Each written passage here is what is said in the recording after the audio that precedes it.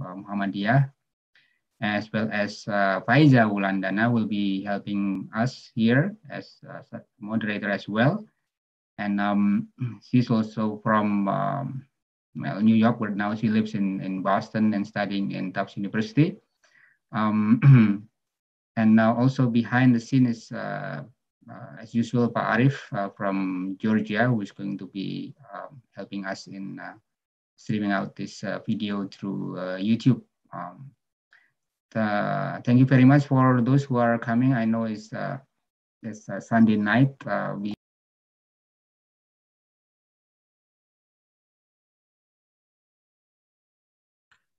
Oh, I think he is off now. Off by accident.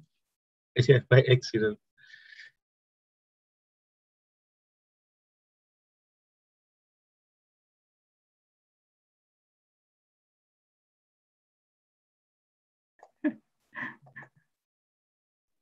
Yeah, he's come back. Sorry about that. I was clicking the wrong button. It's wrong. So this program was originally scheduled for Friday 2 weeks ago, but Brother Raheel was still on the flight. So and I'm sorry, last Friday, but Brother Dr. Raheel was still on the flight from Abu Dhabi, but now he's already in Chicago. First part of this program will be viewing the video interviewing interview with him that was recorded about a month ago, and then now after that we will be conducting question and answers with the audience over here regarding this topic. Okay, so Pak Arif, maybe we can go ahead with sharing the video and the sound to be played. Yes, Pak Arif.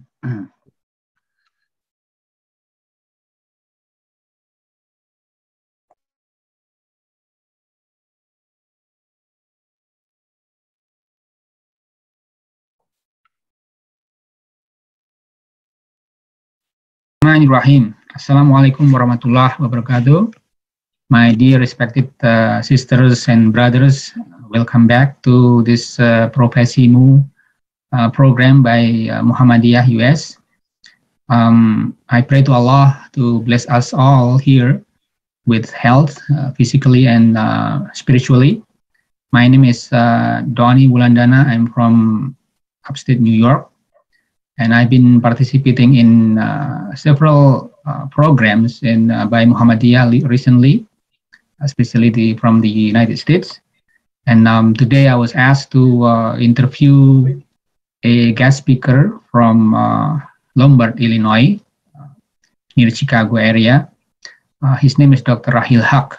He's a naturopathic doctor.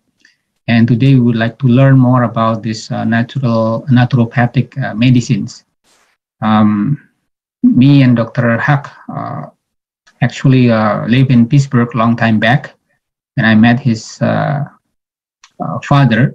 His father was serving as a president of the Islamic Center of Pittsburgh at the time. Okay, and Dr. Haque at the time was a student at the University of Pittsburgh, taking the bachelor degree. And then after that, Dr. Haque moved to Chicago area in Lombard to study naturopathic medicines. Okay, as you can tell, health has been a issue and constant attention. People has been paying a lot of attention to health recently, especially after the pandemic. But even before that, people are wanting to live longer, healthier, as well as really wanted to get benefits from health. The health, as you can tell, is investment actually, and therefore so many people are paying attention to this. So welcome, Dr. Haque. Let's welcome Dr. Haque to our program. I hope you can hear us for now. Okay. So Dr. Haque, perhaps, yeah, I can see that the background is not really working. So maybe you can, yes, I think that's better. Yeah, we'll do this. Assalamu alaikum wa rahmatullahi wa barakatuh. How are you? Waalaikumsalam. Really, really nice to see you. I was just talking about introducing you briefly, but you can certainly welcome to talk more about your field. So as I mentioned before, I was telling the audience that we were meeting back then in Pittsburgh, and we grew up together. No, you grew up. Yeah, I was you kind of raised me in the community, mashallah. yes, and yes, I was. We were always active in you and your family was so active in the Islamic Center of Pittsburgh at the time. We both study in the University of Pittsburgh, and the masjid was like only a block away from our campus, center of our campus. So yeah. Mhm. So Dr. Haque, what is this actually naturopathic medicine? Can you tell us a little bit more about this? Sure. So naturopathic medicine is a field of medicine in which we look for the root cause of disease. That's, if you look at it from a bird's eye view, that's really what we're trying to do.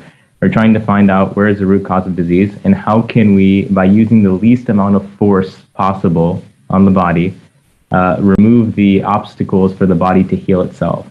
Because the body is always attempting to heal itself, right?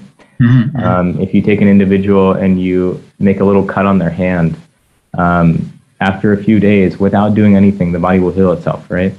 Mm. So when someone, gets injured and they notice, months later or years later, that they still have remnants of that injury, they still have pain, or they're still suffering in some way, shape, or form from that injury that happened months ago or years ago, there's usually something, the root cause has not been removed. So there may be still some alteration in the normal mechanics of the body. So removing that is kind of the goal of the naturopathic doctor, and that's kind of what naturopathic medicine is, kind of a field of medicine in which we use many modalities. So it's not like we only use homeopathy, or we only use physical medicine, or we only use herbs. We use whatever is at our fingertips, or whatever we're trained in. And obviously in the schools, we're trained in all the same things, Most naturopathic doctors are trained in herbs, nutrition and dietetics, homeopathy, physical medicine, diagnosis and examination, blood work. We're trained in all these things. And then you have some naturopathic doctors that lean towards one modality over another, or some that use all of them. So that's basically in a nutshell what naturopathic medicine is. So it's really, really a very huge area to study. What got you interested in this program?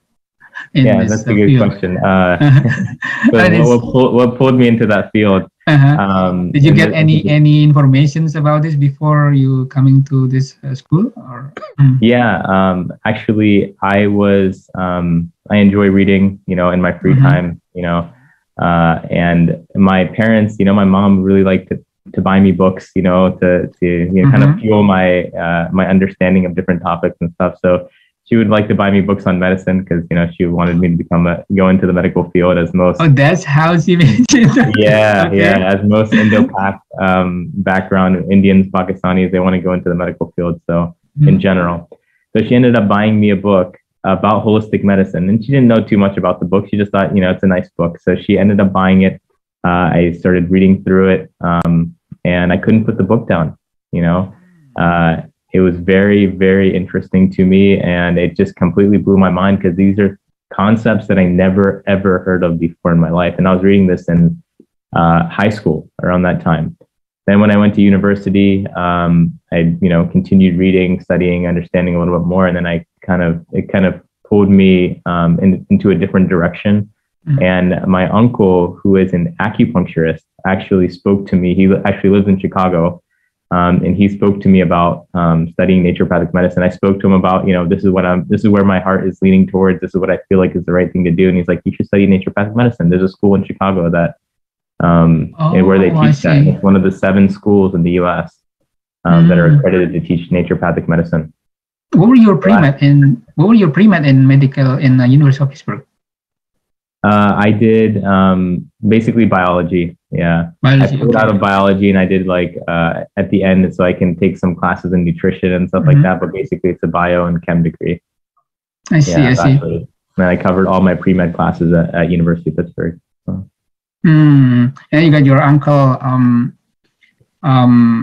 So your uncle got you into this, giving you some information about the school in Chicago area. Is this the only school available for this kind of? No, there are 7 schools in North America.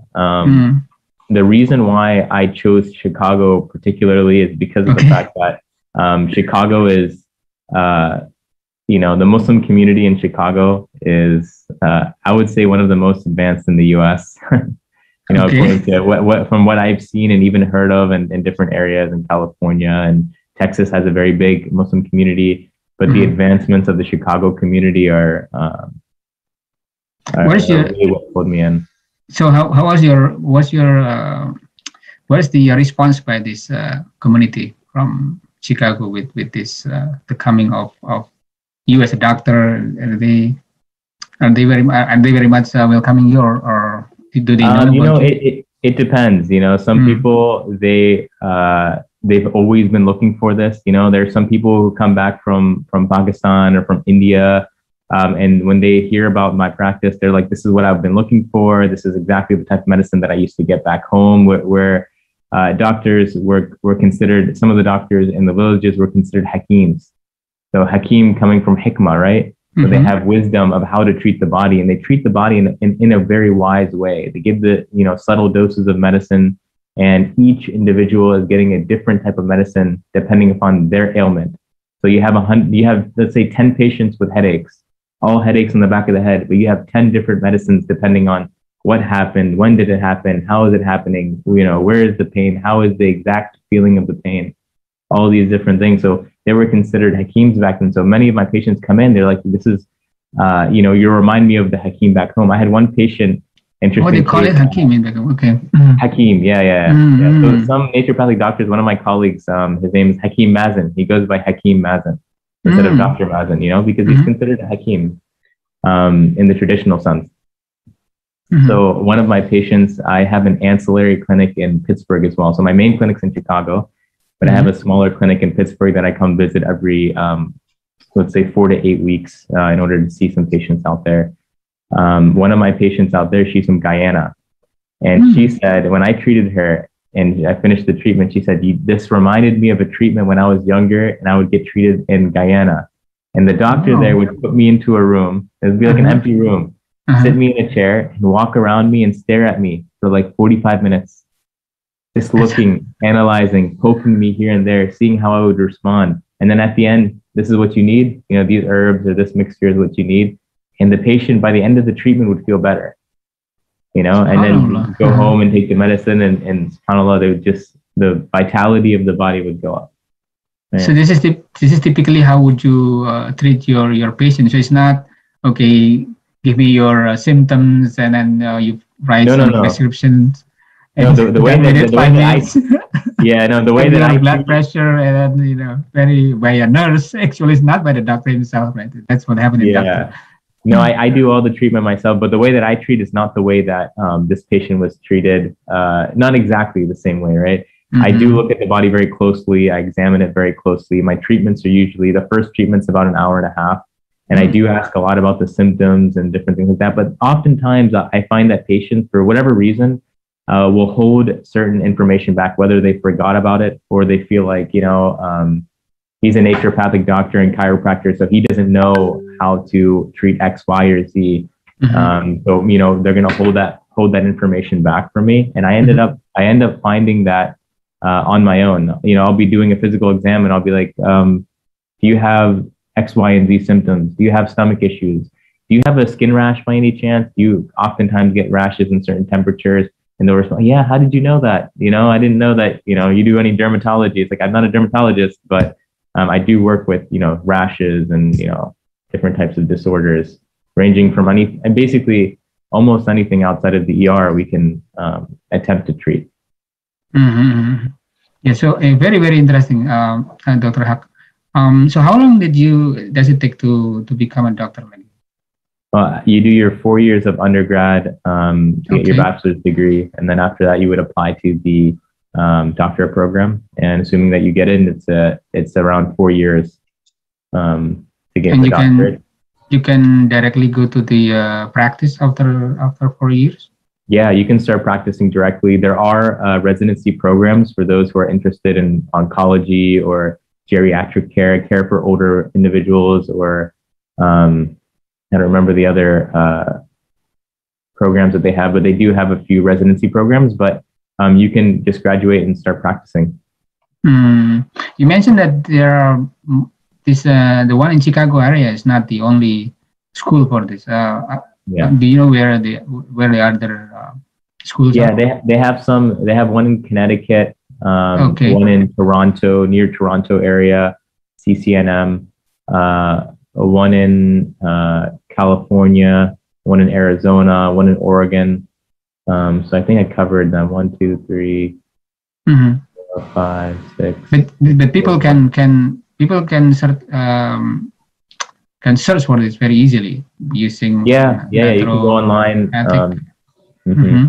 The American Association of Naturopathic Physicians. They have the list of schools there, and they continually update it as things change. So what would you? So how long have you been practicing? I've been in several practice years, yeah. 3 years now. Okay. What is the? What do you think? What is the common? Your patients look like? I mean, is it coming? From different kind of people demographically, or? Demographics wise, I get I would say 60 to 70% of my patients are actually Muslims from different backgrounds, right? Mostly Indo-Pak, because I'm in an area where there are a lot of Indians and Pakistanis. I do get a lot of Arab patients as well. And then, the rest are non-Muslim patients. So demographically, that's probably the breakdown. As far as what the patients come in with, it's, anything and everything. I get depression cases, anxiety, headaches, GI, GU issues, meaning gastrointestinal issues. Diabetes, chronic diseases, acute problems. I've had patients come in with jaw complaints, issues with their teeth, and I'm not a dentist, eye issues, but I'm not an optometrist, right? But we try to find, I try to look for where's the root cause of the disease. And when you look for the root cause, you can really do a lot just with your hands, with a few herbs, with some homeopathics to really push the body in the right direction. It's like a river, a river always wants to go downstream.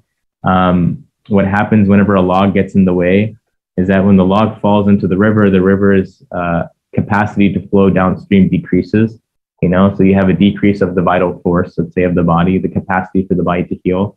And then you start having disease start to show up, right?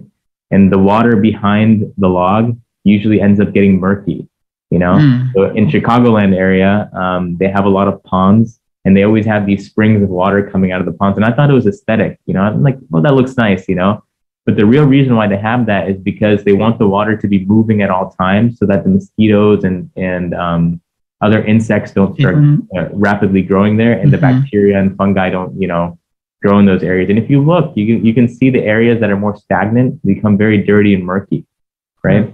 So my job basically is to remove that log so that the water can start flowing more rapidly. So I had a patient with severe tonsillitis for years, maybe 15 years, I think. And she had tonsil. She would have stones. I think they're called tonsil stones that would come out. She would have to take a Q-tip and remove the stones by herself, right? I treated her 2 or 3 times, and I did a lot of TMJ and dental work. After the first treatment, the tonsils decreased by around 30 to 50%. Visibly, I could see the change, right? And after the second treatment, after the first treatment, the next time she came in for the second treatment, she said that she only had 2 stones between the last 7 to 10 days, which she usually has multiple. And they came out by themselves. So you can see a huge change, just by doing some oral and TMJ, which is the jaw work, and clearing that stuff out and finding that was the root cause. Because what happened to her 15 years ago? She had some dental treatments, and she had to have some teeth removed and bridges put in. And she was a child at that time. She was only yeah, she was a child at that time, just a few years old. And she had, and that she was giving me the history. And if I didn't catch that history, I wouldn't have known why she's having this, this tonsillitis, right? And because she had all that work done, when I went in and I palpated the inside of the jaw, I went inside of the lip. And when I started putting some pressure there, it was very, very tender for her. So I started clearing those areas up and she can immediately feel relief. She stood up and she felt like her whole head and face was all felt lighter than it did before. As if like the blood was coming better, the nervous system was functioning better, the lymphatics were clearing things properly. So blood has to come into and out of an area, right? If you have tightness of the muscles and the blood vessels run through the muscles, you're going to have potential decrease of blood flow into and out of wherever the blood vessels are going. So, wow, this is very amazing story. There's a lot of, so basically there is a lot of stress is going on with that patient due to this. It was perhaps at that time it was thought it's just regular teeth works basically. Right? Yeah, regular procedure. Yeah, and speaking of stress, so that causes what's called a non-specific stress on the body. You have two types of stress. Okay. You have specific stress. That's, the door opens up, boss comes in, starts yelling at you. You know exactly what the stress is. You're tense, your boss yelled at you, you missed the deadline, whatever it may be, right? That's a specific stress. Then you have non-specific stress, the second type. Non-specific is usually something that's locked into the body. So for example, you twist your left ankle playing basketball 5 years ago. And ever since then, you always baby that left ankle. It's always the weaker ankle of the two. And sometimes here and there, when you stress yourself out a little bit and you run too much, you notice that there's pain in that ankle. Now there's something locked in that ankle that needs to be corrected. And it's been causing non-specific stress for the last 5 years. So this patient who came in, who had this tonsillitis, she had non-specific stress in her mouth and her TMJ area for 15 years, right? Wow. And when I treated her, her family members also, I treat families. When one person comes in, then usually they refer their whole family. Then I treat the whole family. One of her family members came in and said that the patient who had the tonsillitis, she was much more calm than she normally is. At home, the number of arguments and things like that have dropped dramatically ever since the treatment. So that was removing some stress. Tying up of the jaw that she had from the treatment, the surgeries that she had 15 years ago, actually was causing her to be a little anxious. It's like if you take a pencil or you take a knife and you put it right through my hand, right? And now I'm talking to you. I'm going to be a little bit anxious, right? I'm going through pain. That's active pain, right? So when the body is not lined up properly, people have a little bit of anxiety. And I've seen that many times where I don't do any psychological work. I don't talk to the patient about anything at all. And I do some physical treatments and I give some herbs and the body calms down and the person feels more relaxed. It's totally true, brother. I mean, I can truly sense that about what you're talking about. Now, for those diseases that are chronic, for example, diabetes and heart disease, especially now, this is it might not be. I don't know how it is. How easy it is for you to because you need to go back to a long history. I mean, patient come to you, it's probably already chronic, and then so how do you deal with this? So these diseases, they are, like you said, they're chronic. They take years and years to build up to a point where they actually become symptomatic. It's not like, today I'm non-diabetic and then tomorrow I'm diabetic. Well, that's how the diagnosis works, right? You go to the doctor, he diagnoses you, and from that day forward, you are considered a diabetic patient or a patient with some type of heart disease, right? But that doesn't happen overnight. It doesn't happen after the diagnosis. It slowly builds up over time. Right. So it does take some time. It can take months, if not years, to properly treat. But it takes much less time than it did to develop. And many of these are treatable. They're lifestyle diseases, meaning that the type of lifestyle that you're living is many times contributing to the disease. And a major part of the practice of any naturopathic doctor and chiropractor should be to explain to the patient how to live a life in accordance to the laws of nature. So human beings, how are we designed? We're designed as bipedal, meaning that we have we're on two legs, right? And we're designed to walk. You know, if you analyze the body from the biomechanics standpoint, like how, you know, you're an engineer, you know, so the biomechanics of the body is designed to walk. You know, we're designed to walk for long distances. And if you look at tribes in the past, you know, they used to walk. There's a tribe called the Tara Umara tribe, and they used to walk and run basically barefoot for their whole lives. And they can run long distances without having any type of foot pain, ankle pain, knee pain, you know. They didn't wear shoes that had, you know, heels that were this thick, made out of foam. They didn't wear that. They had leather sandals that were basically flat on the bottom. They're called zero drop. So from the back to the front, it's the same height, you know, and you can feel the ground with your foot, and the foot would become strengthened over time. Right? So bringing people back to nature. So my shoes, most of, if not all of them, are actually completely flat. They don't have a lot of padding on the heels, right? I'm trying to get my patients, you know, to go outside, take walks more often, to eat food. I'll tell my patients, consume foods that were consumed by your grandparents. You know, if they didn't know, or your great grandparents, if you think that they didn't know what the ingredients are on this box, you shouldn't be consuming it either, right? Because it probably wasn't around back then. So that's an easy way to change your diet completely, right? Yes.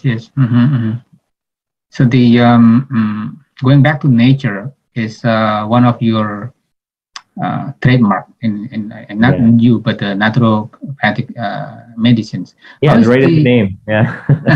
Exactly. Nature. Right? So how is the how this type of medicine related to our religion, to Islam? That's a good question. Now I'm going to give the preclude any of my statements with the fact that I'm not a trained scholar. You know, I haven't. I understand. And many people have. I understand. Yes. Than I do. But, so what I want you to tell is your experience as a doctor and then as a Muslim, and can you find some kind of silver lining or some kind of interactions between the two? Yes. Yes. So our deen tells us to consume halalun tayyibun, right? Halal and tayyib. Correct. So these are the two. We have organizations, alhamdulillah, many across the US, and I'm sure other countries as well, that look for and certify halal slaughterhouses and restaurants and all this and that. But we don't have, not to my knowledge, any organization that is looking for also tayyib. Now, they need to have a criteria for what is considered tayyib. And I understand that needs to be fleshed out, but we need to know what is tayyib. And for me, tayyib is, if possible, organic, right? Local.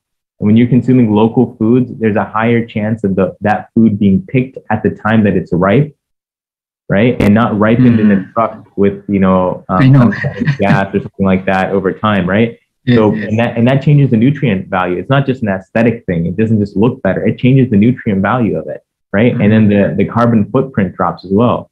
If you're eating bananas coming all the way from a different country, you know, those are designed for those people. You know, that's why they grow in that climate. You know, I've never heard of Eskimos eating mangoes because they just don't grow there, right? And if you look at the food, so eating local foods also, you know, that should be potentially part of what's considered tayyib. But you have, you know, removing chemical additives and preservatives from foods. We want foods that are preserved the way that they were either historically preserved or fresh foods. We want fresh foods. You know, the whole canning industry started after one of the world wars. And they needed to have foods that lasted a long time, you know, for the soldiers. And now we're eating basically soldier food, canned foods.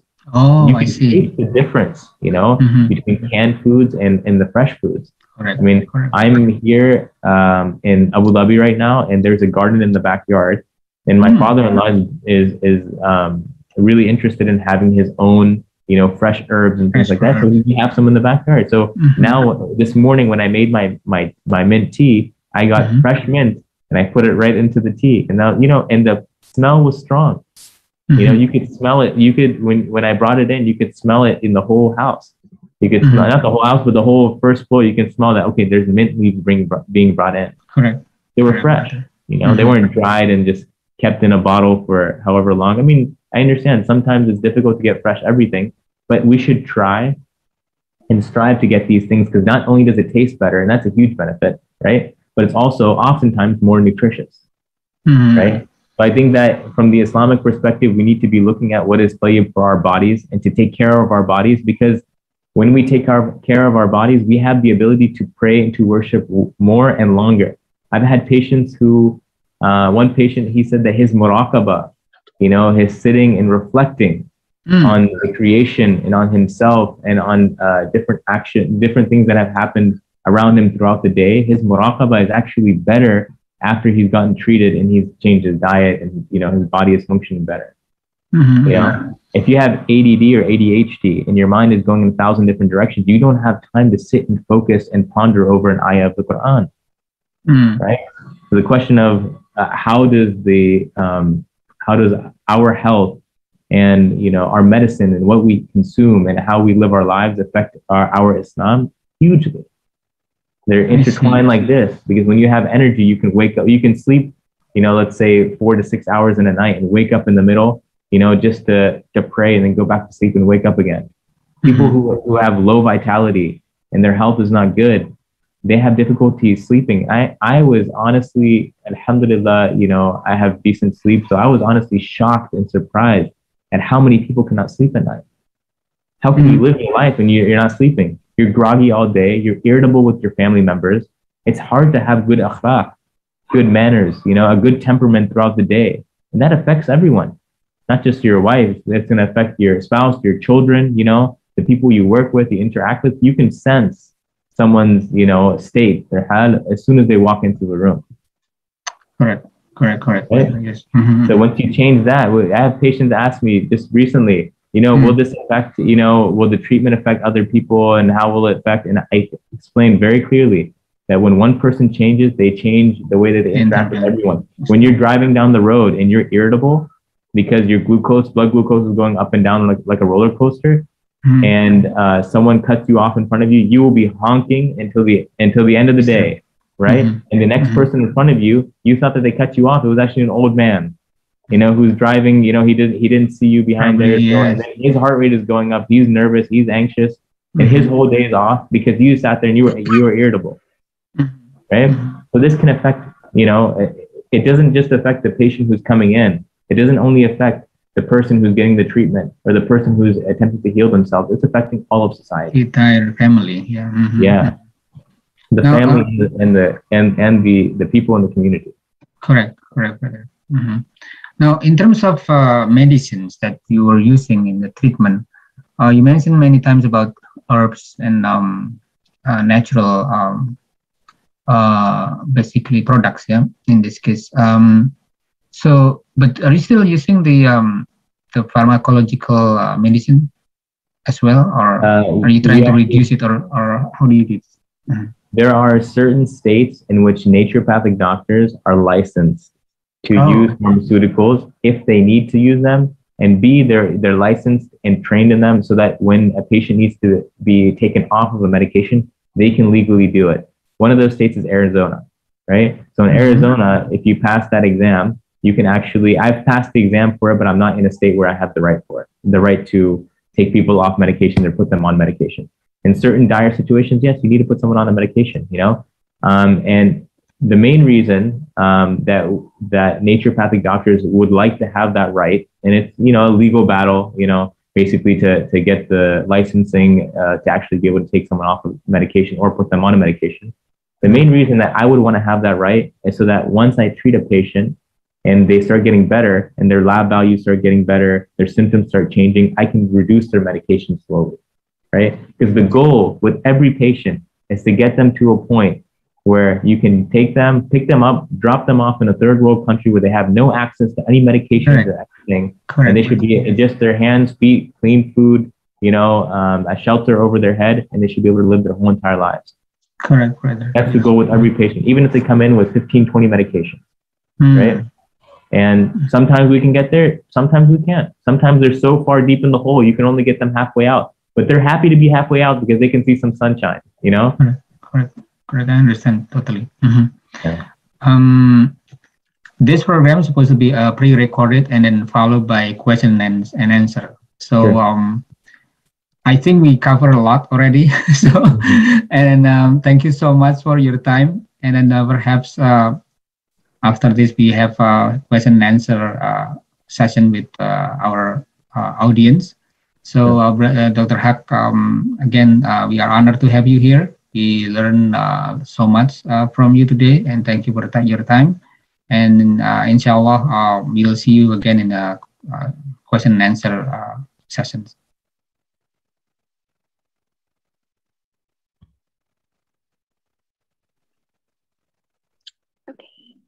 Assalamualaikum everyone.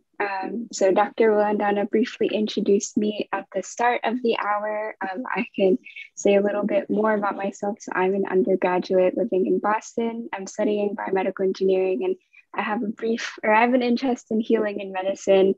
And I actually was Dr. Raheel's student probably like 10 years ago. So it's good to be back here and asking Dr. Haque now questions about naturopathic medicine. So first off, thank you so much for being here. Also, thank you for a really comprehensive interview that you did earlier that we just watched.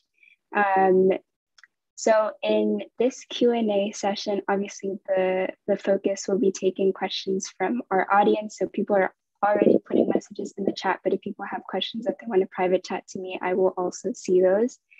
So feel free to just continue asking them. And then if you'd like to ask a question on mic, you can also raise your hand and we can take those.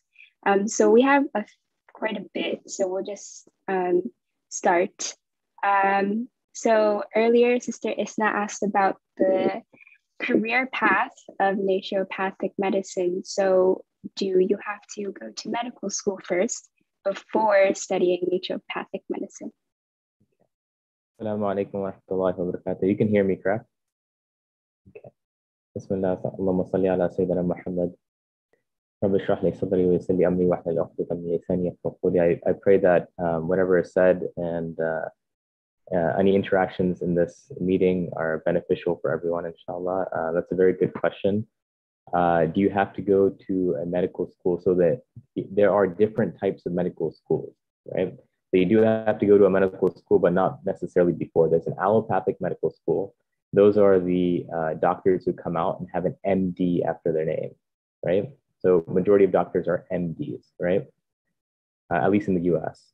Then you have osteopathic medical school, and that's also a 4-year program, right? And those doctors come out, they have DO after their names, Doctor of Osteopathic Medicine. Then you have chiropractic medical school, right?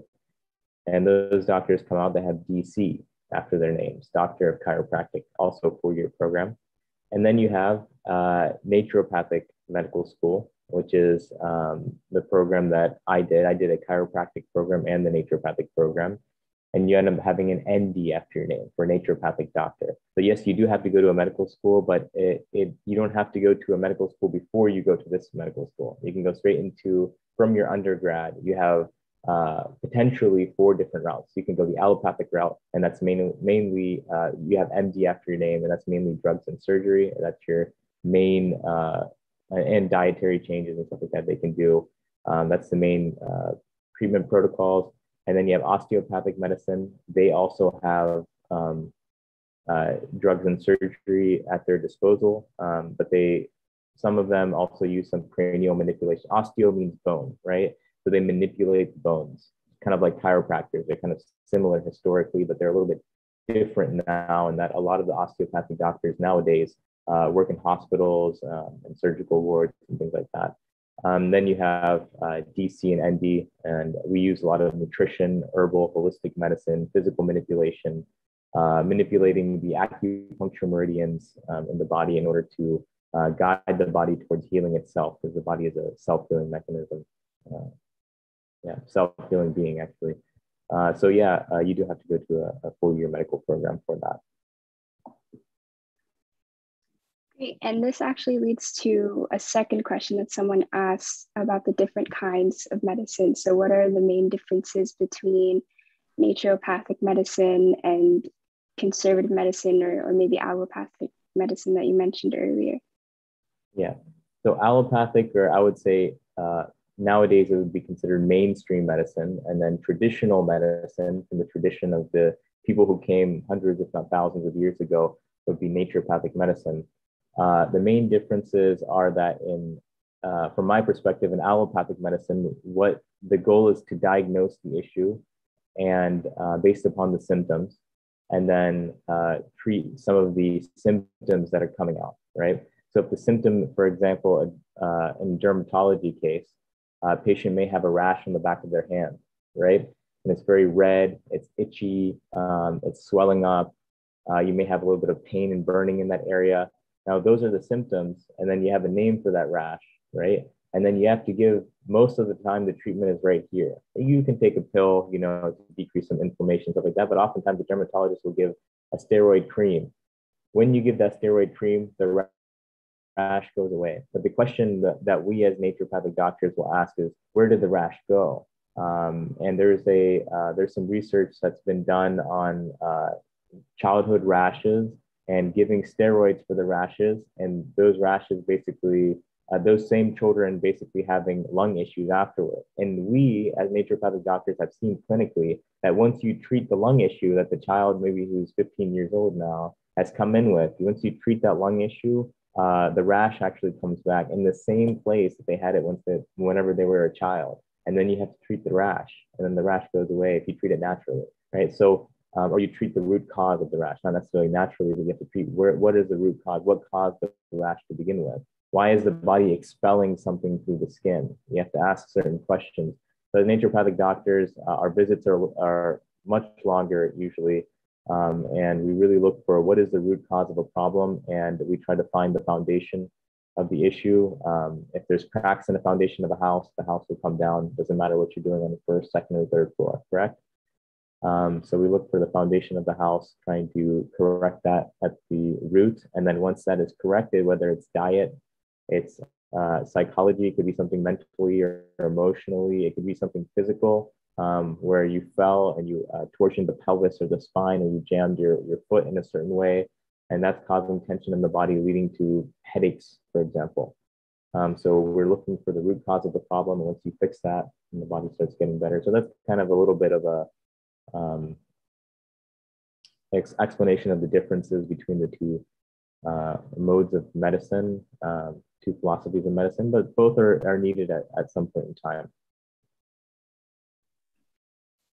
Yeah, so leading off of the treatment of diseases in naturopathic medicine, can you maybe talk a little bit more about what your approach would be as a doctor if you were to have a patient come in, say, with like arthritis? Or how would you kind of how would you approach that? Yeah, so the same way I would approach arthritis, the same way I approach all other issues, you always start with a very long and basically in-depth history of what happened, when did it start, what happened before, how's your diet, what's your lifestyle, do you have anything in your family that, mimics this, or does anyone else have it? Once you find out a lot of these details, you're basically, what you're doing is do you remember like whenever we were kids, we had those like kid books that had all those dots on them, and you had to connect the dots like 1, 2, 3, 4, 5, and then it made a picture, right? That's basically what's happening. Through an hour and a half of history and treatment, you're basically putting all these dots together. And sometimes it's arthritis in the right knee. For example, I just recently had a case, arthritis in the right knee, but it was the cause was somewhere completely different. Part of it was in the jaw, part of it was in the skull, and part of it was on the medial aspect, or the medial aspect of the thigh. So it wasn't, I barely touched the knee, and a lot of the pain went away, and the range of motion increased, the swelling decreased. So a lot of these things happened without barely touching the knee. So the arthritis may be in the knee, but the root cause of the problem may be somewhere completely different. So that's basically how I would treat it. And maybe some of it's nutritional. Maybe some of it is stress related. And you have to find out. You may have 100 patients with right knee pain, arthritis, and 100 different reasons as to why it's there, right? So the goal of the practitioner is to find out the Hakim, is to use, wisdom, the wisdom of the Hakim, to figure out why that pathology is there. because the knee is not designed to become arthritic, right? It shouldn't become arthritic. If it's well taken care of, it's like a car. If it's well taken care of, it's going to run for a very long time, right? Yeah, so But I hope that answers the question. No, I think that was a really great answer. And someone asked, what kinds of procedures or manipulations do you do in your practice to kind of bring the body back to like more, natural state, as you alluded to earlier? Yeah, I do full body manipulations. What that entails is that wherever the body requires a manipulation, that's where I do it. So sometimes I'll do manipulation on the skull. So I will palpate the skull and feel with my fingers where they're swelling. And oftentimes the patient will feel it as well. I'll feel, or sometimes I can see, I'll look at people while I'm doing the interview. Before I even touch the patient, I'll be looking like the head is this way and they're swelling on this side of the skull and they're holding their body in this position. They keep on scratching in this place. So that I'm putting all these dots together, I'm starting to get the pictures coming alive, basically, right? Instead of a number of dots, it's turning into, an animal or something like that. So then I can see this is the symptom. These are all the symptoms and this is how they're connected. So I may manipulate the skull by putting some heavy pressure and kind of as the patient is breathing, kind of turning the skull a little bit until I feel that the pressure is gone. And then you can actually repalpate the same exact area and the swelling is gone. You can see the change in the body. The swelling is gone and then the pain is completely gone. The patient will oftentimes ask me to, are you pressing in the same area? Can you push a little bit harder? The same, as hard as you were pushing last time. I'm like, I'm pushing just as hard, if not harder. Most of the time I'm pushing harder because I don't want to miss something. I don't want there to be a little bit of, tenderness left and, I missed a spot right there. And that there's still a little bit of locking in the system. I want everything to be as loose as possible. I do a lot of work inside the jaw, as I was talking about in the pre-recorded lecture. A lot of work inside of the jaw. The jaw has to be very balanced in order for someone to have balance. If you ever watch the sport of boxing or football, if someone gets hit in the jaw, they immediately lose their balance and they start like wavering. And that's when the fight is over, the boxing match is over. Why? Because the hit was right there, right in the jaw. And it affected all the receptors for balance, basically going into the brain. Other manipulations I do, if you ever watch videos on chiropractic, they have so many videos on YouTube of people manipulating different areas of the body. So manipulation of the neck, the shoulder joints, the fingers, hands, wherever it's required, the spine. So those are the manipulation. Then you can manipulate the fascia, the muscles, the tendons. You can put pressure in those different areas and see what releases the tension in those areas. Oftentimes, it's not just of the bones, it's also of the muscle, the fascia, everything that's connected. I wish I had, like a patient in front of me and I can show you how a treatment goes. And, that would be useful, but my family is sleeping right now, so I don't have any willing participants. Yeah, we have jet lag because we just came back from Abu Dhabi. My last recording was actually over there. As with my in-laws. So we're back in Chicago as of yesterday. Yeah. Welcome back to the States.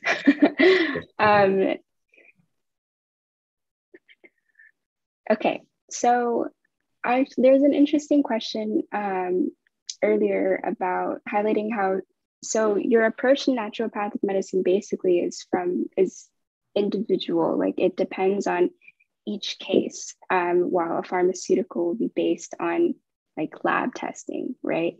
So I guess, how do these treatments kind of compare to each other? Are they contrasting? Like, are they complementary? Like, how can we kind of view these different kinds of medicine in a greater context? Yeah. So first I want to comment on the types of diagnostic tools that we use. We also use lab testing. Now, I don't use a lot of it in my practice, but I've learned through my mentors different ways of getting around lab testing, but lab testing is useful. X-rays, MRIs, CTs, ultrasound when necessary, obviously. Not just like any patient who comes in with something, we have to do an ultrasound, X-ray, MRI, CT, just like running them through the gamut. I try to figure everything out with my hands, with my eyes, through my manipulation skills, through my diagnostic skills, figure out kind of what's going on so that they don't have to go through some of these things. Because if you go through a CT or an X-ray, you're going through some level of radiation, right? If you have to get a blood draw, you're getting blood taken out of you, right? You're having a needle inserted. Now it's not high force intervention, but that's still something, right? So we try to stay as low force intervention as possible. The two different types of treatment, when you're looking at them from the allopathic approach or the MDs or DOs, what they generally do with medications is usually suppress some of the symptoms or suppress the disease. Whereas in naturopathic medicine, we look for what's causing the disease and remove the cause so that the body can begin to heal itself. So that's the overall kind of big picture thing. Let's say, for example, you have a fever. What would you do if you go to a hospital? What are they going to do? They're going to give you Tylenol, right? They're going to give you some fever reducers. I'm not a huge proponent of that. I know other even MDs, a lot of them who are not proponents of giving Tylenol, but majority of them will give Tylenol, right? So when the body develops a fever, we have to ask the question, what is the body doing? Why is it developing a fever? Oh, there's bacteria in the bloodstream, or there is some type of virus that's taking over, and the body's, developing a fever because of that. But when the body develops a fever, it actually, for every degree centigrade that the body increases in its temperature, it doubles its healing rate, right? And then the stomach and the intestinal tract shuts off. Children who get fevers, what do they say? They don't want to eat. Like little Muhammad is, hasn't eaten a meal for the whole day. He has a fever of 102. He hasn't eaten, so we have to give him something, right? That's the worst thing you can do with a kid who has a fever, is give them something to eat. If they're not hungry, don't give them anything to eat. You fast the fever, and the fever gets better much more rapidly. I've done it a number of times. I've had patients who have followed my recommendations strictly and who've gotten better. I have mentors who have done this for 50 years plus, their teachers have done it. And then I have patients who it's difficult for them to fast, or they can't see their child not eating for a certain period of time because they get worried. And then they end up giving their child fever reducers or giving their children or themselves, start eating early. And then what happens, the fever goes up and then it continues to go up and then down and up. And then it ends up being a longer process. And the healing takes longer. It'll still happen, but it'll take a little bit longer, right? So one is to suppress the disease and then assume that it goes away. Sometimes it goes away, but sometimes it transforms into a deeper disease that's more set into the system. Like, if you suppress disease long enough, in the naturopathic theory, if you suppress disease long enough, it turns into an autoimmune disease or a chronic disease later in life, right? Yeah. So speaking of kind of things that kind of like interact with the body or more invasive ways to monitor the body, what is your advice for patients who go into more like mainstream medicine and who are told by doctors like, oh, you need a mammogram, or we need to do like a screening for a tumor and they'll have to take, something out of the body? Like, how would you advise people to kind of go about those situations? I think that some of that is necessary, and some of it, I've heard from, stories from patients where it's like, this is over the top. The doctor is just giving every single type of test. And I tell them, let's try to treat you for a week or two. If you have a shift in your symptoms, if it changes, if it goes away completely, then you don't need to do those tests,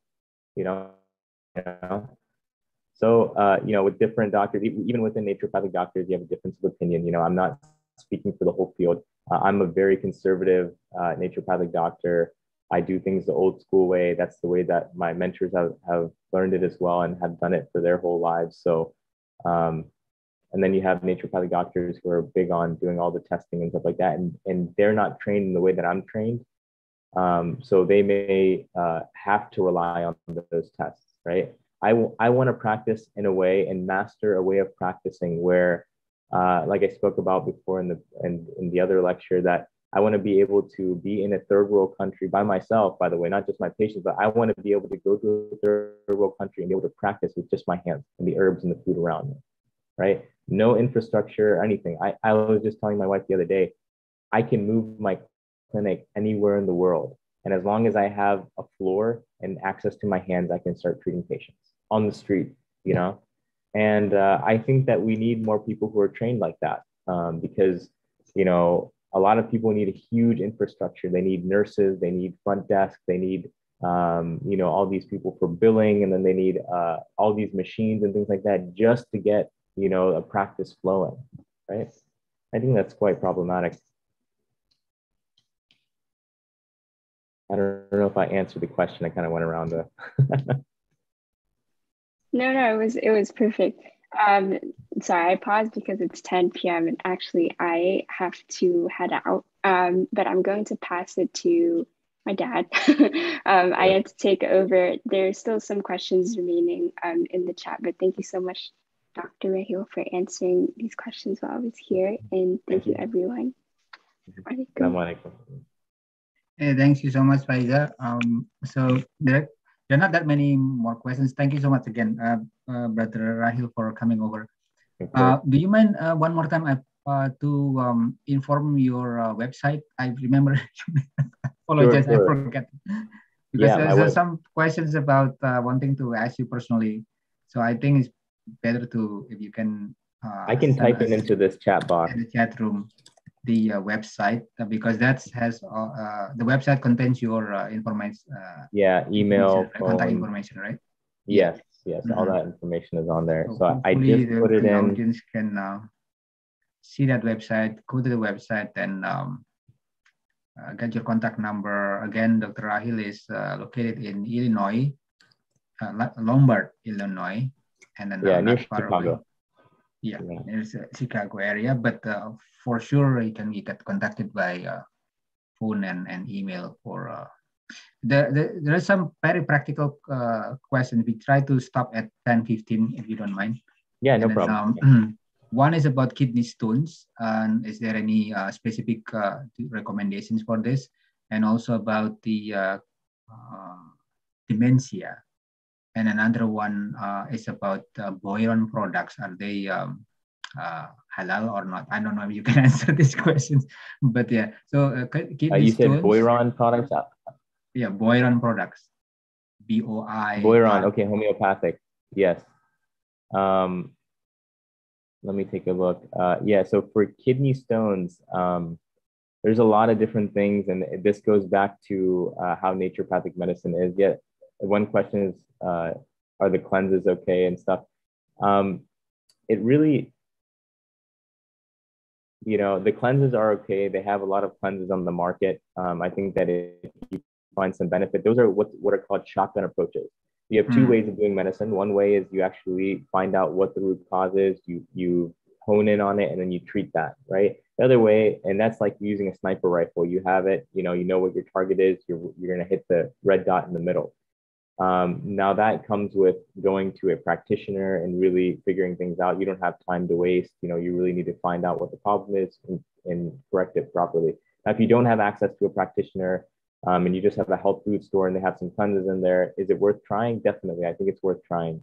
Some cleanses, most of them are very low level, if any, of risk that's involved in taking a lot of those cleanses.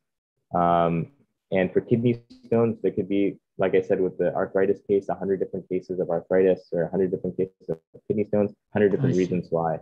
Sometimes it's diet related. Sometimes it is the pelvis is off. So you actually need to balance the pelvis to balance some of the lymphatic and blood flow into some of those organs in that area. Sometimes you need to do cranial work, and that balances some of the hormones coming from the glands in the skull and the thyroid, which can affect the whole entire system, moving up and down. It can be acupuncture related. So there's a lot of different reasons. And then you had another question. Dementia. Dementia. Yeah, dementia is obviously it's going to be the same way. It depends. You make sure that diet is good. On my website, I have multiple lectures on diet and nutrition, and it's free for the public. I tell all my patients to watch those videos so that I don't spend as much time talking about those things when I'm in the clinic. If I have something specific for them, I'll tell them. But the videos that I do have online, they're general for the public. So it covers diet, nutrition, those types of things. If you're following those dietary guidelines, and you're eating healthier foods according to what I talk about in those videos, you should notice that your health overall gets better, and all of the symptoms, the severity of the symptoms associated with whatever issue you have, generally will go down. It's not a guarantee, that everything's going to go down completely, or it's definitely going to go down a bit. But usually your symptoms end up decreasing slightly whenever you're following good dietary protocols. So your approach is very much individualized, yeah. So Very I think individualized. I see. Okay, because there are some another questions about blood pressure. So I think the answer is going to be also you're going to need more information about what kind of how this blood pressure has been developed. Yeah. And blood pressure can go up because of psychological issues. You may have some high level of stress, and then you have someone right next to you has the same exact blood pressure. He's also 140/90, very high, but his is completely different. He has no stress in his life. But he is smoking, and he's been smoking for X number of years, so you have to do something to clear out the lungs. And then he has his diet is McDonald's cheeseburgers every other day, so those can cause problems. But no level of stress, and we've had some patients who've had high blood pressure, and you just manipulate their skull and their neck, and the blood pressure comes down before the end of the treatment, and you just continue a few more treatments to settle things in. And barely any dietary changes, barely any psychological work. So it really depends on the case. This is also another question. This is my question, but I've been interested in cupping. Cupping, is very holistic. What do you think? I'm still kind of not sure about that. I think cupping is amazing. I've had patients get cupping done and come back and tell me that their results were great. I don't do cupping in my practice.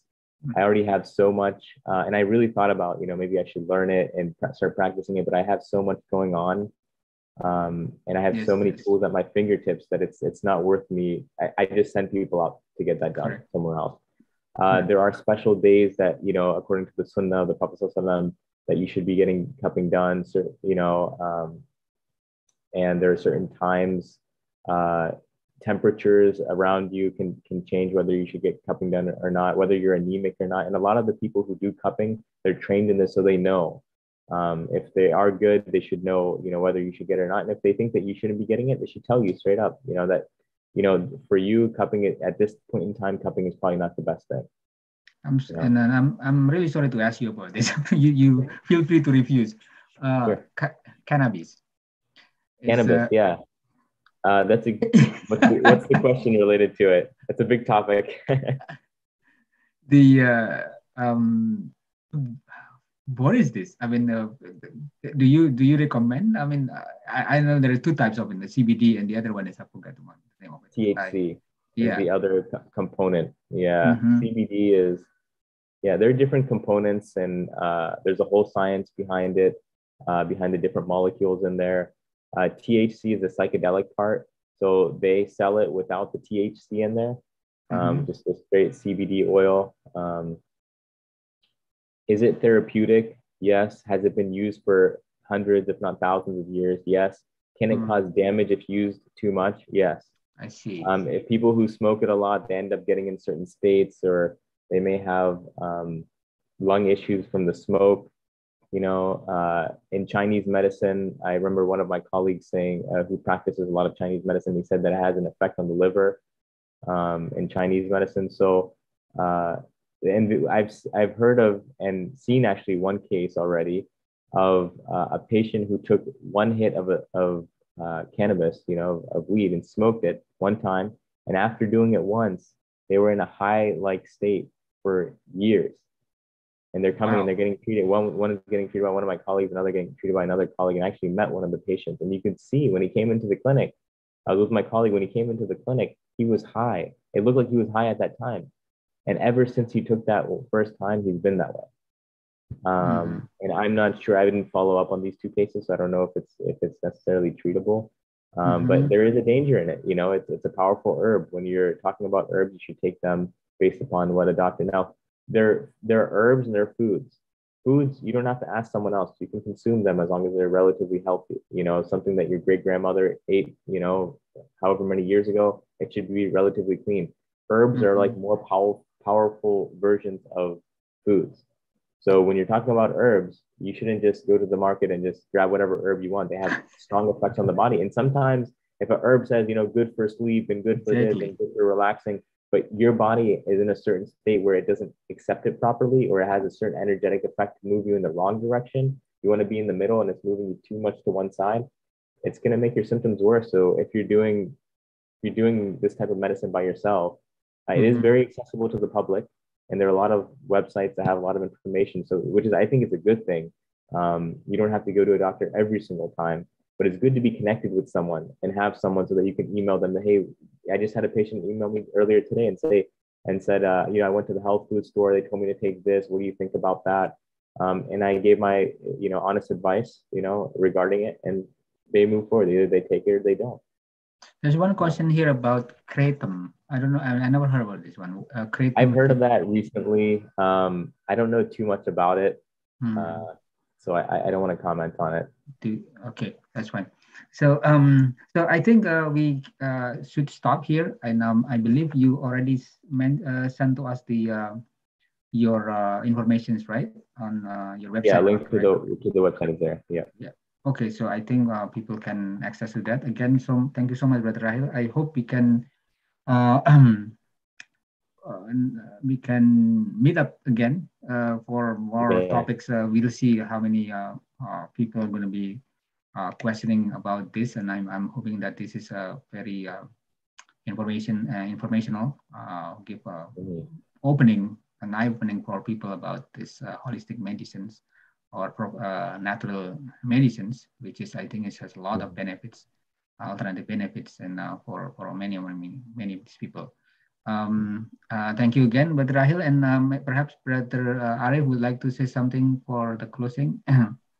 Yeah, inshallah. Jazakallah khair, Dr. Raheel, for your time as you just come and you still have jet lag, but you spend with us this time. Yeah, may Allah give you reward, inshallah. I mean. Inshallah. For the one who the first time joined with us, inshallah, usually we have the program on a Friday night at 9 p.m. Eastern time with a different kind of topic. So please join us with us, and we can have fun together, inshallah. Yeah, jazakallah khair. Jazakallah khair for having me on here. I hope everyone benefited. If there are any other questions, you can send me an email. Usually respond to them within a week or so, depending on how many emails I have. And I'd love to, come back on and hopefully benefit the community some more, inshallah. Inshallah. Yeah, take care. Assalamu alaikum. Wa alaikum salam. Master Ni, maybe we can close this program. Oh, me? Yeah. We can close, yeah. Okay, Alhamdulillah, Alamin. Okay, Mas Arif, go ahead. Okay, inshallah, we can close this program with doa kafaratus majelis. Subhanakallahumma wa bihamdika asyhadu an la ilaha illa anta astaghfiruka wa atubu ilaik. Jazakumullah khairan katsira for your coming. May Allah give us a benefit with this program, inshallah. Yeah. Wassalamualaikum warahmatullahi wabarakatuh. Waalaikumsalam warahmatullahi wabarakatuh. Thank you so much, Mas Arif. We will see you again in the next program, inshallah. Inshallah. Yeah.